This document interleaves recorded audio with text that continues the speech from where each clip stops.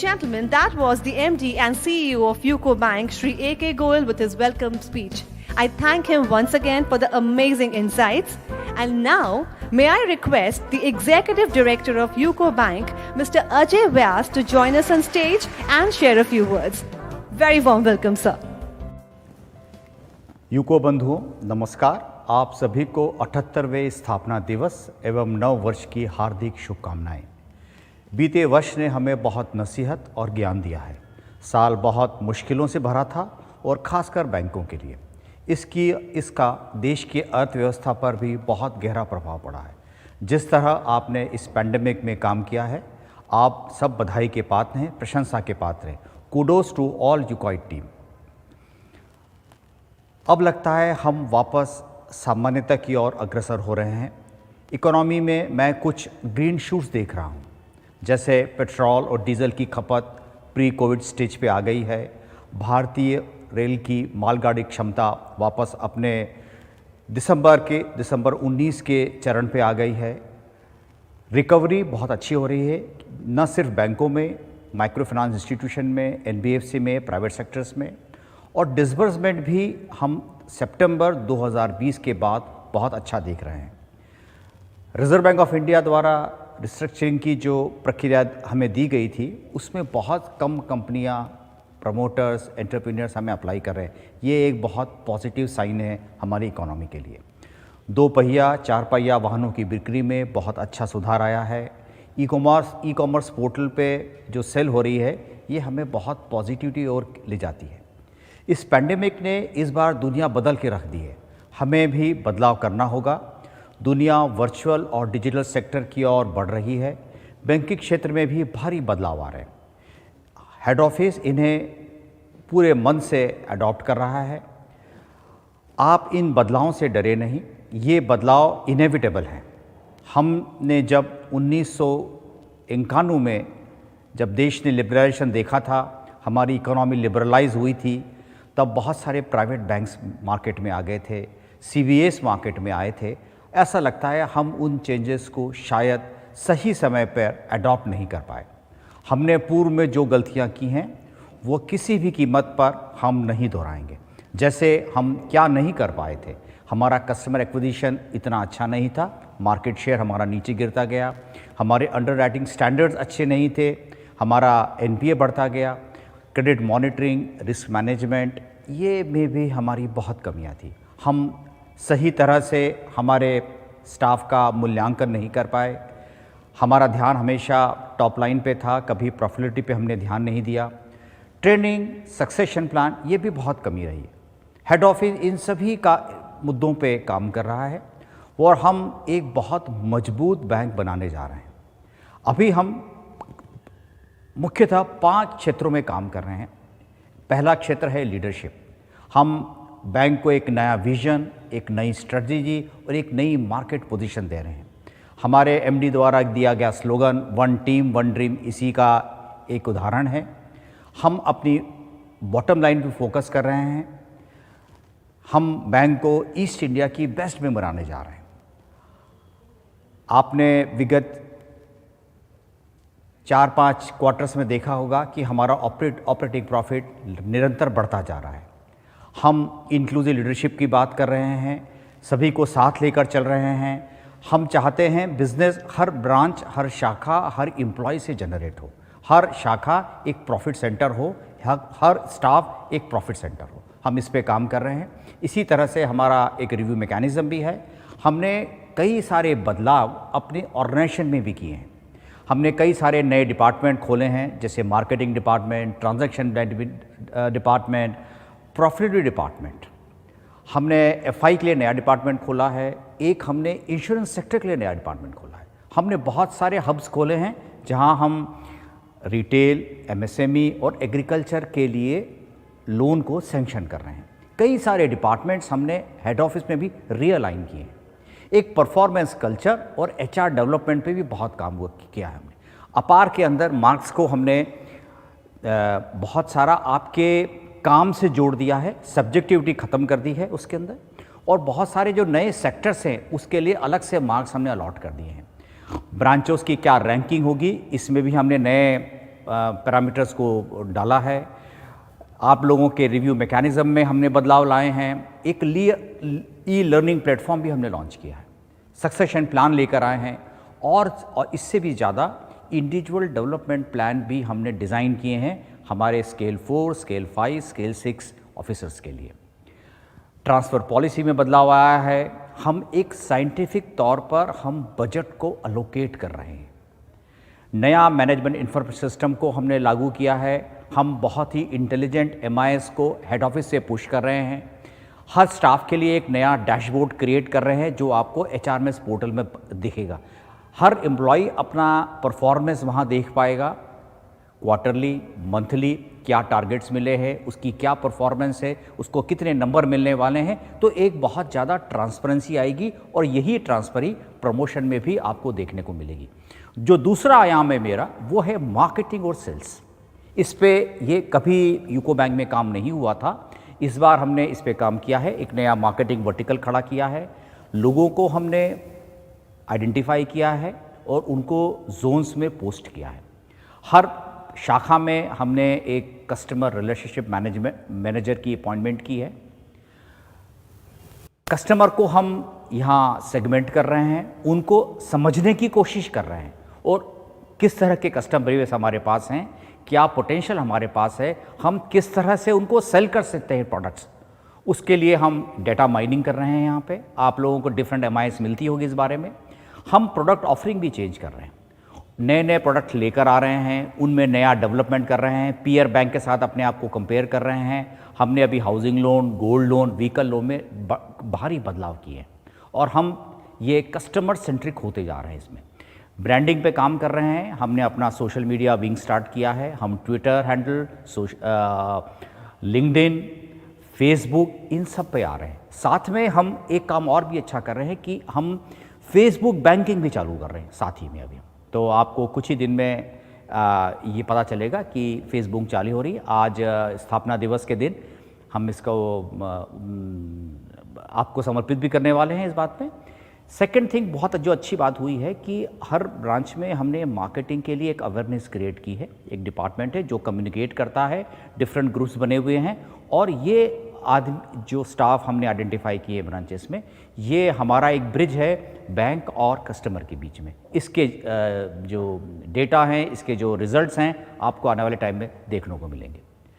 हम ये समझते हैं अच्छी बात कि अगर बैंक को ग्रो करना है, अगर हमको हमारा मार्केट शेयर को संभाल के रखना है, तो हमें वो ज़्यादा से ज़्यादा कस्टमर को एक्वायर करना होगा। उसके लिए हमें सेल्स पावर चाहिए। हम सेल पावर खुद अकेले नहीं कर सकते। हमने मार्केटिंग ऑफिसर्स को आइडेंटिफाई किया है। हम उनको ट्रेंड भी करने वाले हैं। एक एजेंसी को अपॉइंट किया है जो मार्केटिंग और सेल्स में आइडेंटिफाइड स्टाफ को ट्रेन करेगा। साथ ही में हम थर्ड पार्टी वेंडर्स को भी इंटीग्रेट कर रहे हैं। वहाँ से भी हमारी लीड जनरेट होगी। एक लीड मैनेजमेंट पैकेज हम लेकर आ रहे हैं जो आप जितनी भी लीड हमारी जनरेट होगी, उन लीड को वो अमलगमेट करेगा, उसको मॉनिटर करेगा और उसके ऊपर MIS जनरेट करेगा। ये लीड मैनेजमेंट सिस्टम कुछ ही दिन में आपको उपलब्ध हो जाएगा।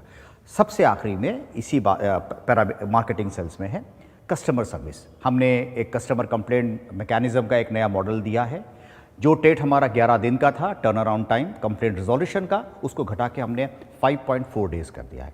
आपको ये बात बहुत अच्छी समझ लेनी चाहिए कि अगर कस्टमर कंप्लेंट्स को हम रिड्रेस नहीं करते हैं तो ये बैंक के कस्टमर बेस को कमज़ोर करता है, हमारे बिजनेस को कमज़ोर करता है और यही एक ऐसा पैरामीटर है जो कासा मोबिलाइजेशन में हमारी बहुत मदद करता है। तो इस पे बहुत ज़्यादा जोर है। इंटरनल ओम्बुड्समैन हमारे पास हैं, हम इस पे काम कर रहे हैं और कोशिश ये करेंगे कि ये जो टैट हमारा 5.4 डेज़ का है, इसको घटाकर हम 24 घंटा कर दें। तीसरा जो बहुत महत्वपूर्ण आयाम है जिस पे हम लोग काम कर रहे हैं वो है डिस्ट्रीब्यूशन।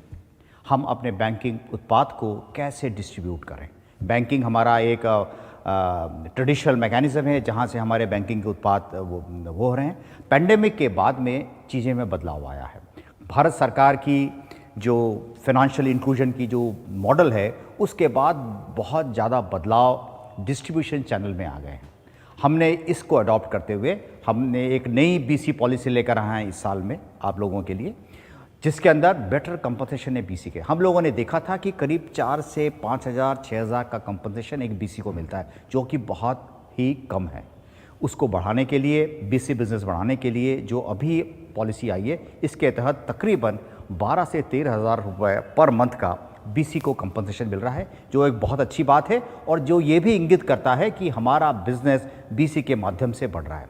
हमने ऑल्टरनेट डिलीवरी चैनल्स जैसे mobile banking, ATM cards, POS terminals, इनका फुटप्रिंट भी बहुत बढ़ा दिया है। बैंक ने डोर स्टेप बैंकिंग भी ली है और हम थर्ड पार्टी वेंडर्स को भी इंटीग्रेट कर रहे हैं डिस्ट्रीब्यूशन चैनल के लिए। आपको इंश्योरेंस स्कीम, म्यूचुअल फंड अब मोबाइल बैंकिंग के थ्रू भी उपलब्ध होंगे। प्रोसेसेस को हमने, जो चौथा आयाम है मेरा, वो प्रोसेसेस है, उसमें भी हमने काफ़ी बदलाव किया है। पहला है, हमने कॉस्ट कंट्रोल कल्चर के ऊपर ध्यान दिया है। तकरीबन 20% कट हम कंट्रोल एक्सपेंडिचर पे कर रहे हैं और मुझे बहुत खुशी है, आप सबका साथ है और हमें इसमें काफ़ी सफलता मिल रही है। सबसे बड़ा जो खर्चा हमने देखा था वो जनरेटर सेट्स में था, हम उनको इन्वर्टर से रिप्लेस कर रहे हैं।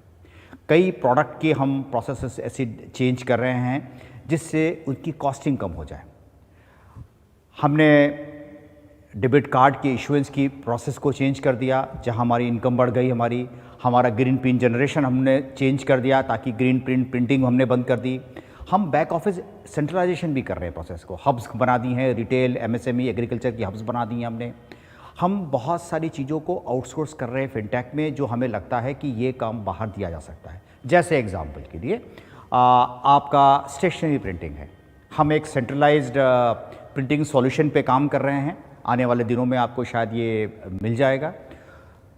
और सबसे इम्पॉर्टेंट बात और भी हमारी है कि हमने अपनी सॉफ्टवेयर डेवलपमेंट टीम को बहुत स्ट्रॉन्ग कर दिया है। हम ये मानते हैं कि आने वाले दिनों में बैंकिंग मोबाइल के ऊपर ट्रांसफ़र हो जाएगी, तो जब तक हमारे पास मोबाइल बैंकिंग के लिए कोर कॉम्पिटेंसी नहीं है, शायद हम डेवलपमेंट नहीं कर पाएंगे। इसलिए हमने एंड्रॉयड और आईफोन दोनों प्लेटफॉर्म के लिए एक टीम बनाई है जो मोबाइल फ़ोन पे काम कर रही है और नए नए प्रोडक्ट, नए नए उत्पाद, नए नए ऐप को वो डेवलप करेंगे। फिनेकल 7 टू फिनेकल 10 हम जा रहे हैं। हमने नया साइबर सिक्योरिटी के लिए, नई सॉक के लिए हमने आरएफपी फ्लोट कर दी है। Retail loans, MSME loan, agriculture loan के लिए हम नए पैकेज पे जा रहे हैं। आप एलओएस पे काम करते थे, हम नया पैकेज लैंड परफेक्ट लेकर आ रहे हैं। इंटरनेट बैंकिंग हमारी बहुत पुरानी है और हम नए जो रिक्वायरमेंट्स हैं, जो नए न्यू एस्पिरेशंस हैं कंज्यूमर्स की, हम उसको मीट आउट नहीं कर पा रहे हैं। उसके लिए हम नया इन्फोसिस से नई हम पैकेज ले रहे हैं। हमने क्लाउड कंप्यूटिंग पे अभी कदम रख दिया है। हमारी इंटरनेट बैंकिंग, हमारी ईमेल सर्विसेज और हमारी ई लर्निंग के जो पैकेजेस हैं वो क्लाउड कंप्यूटिंग में काम कर रहे हैं।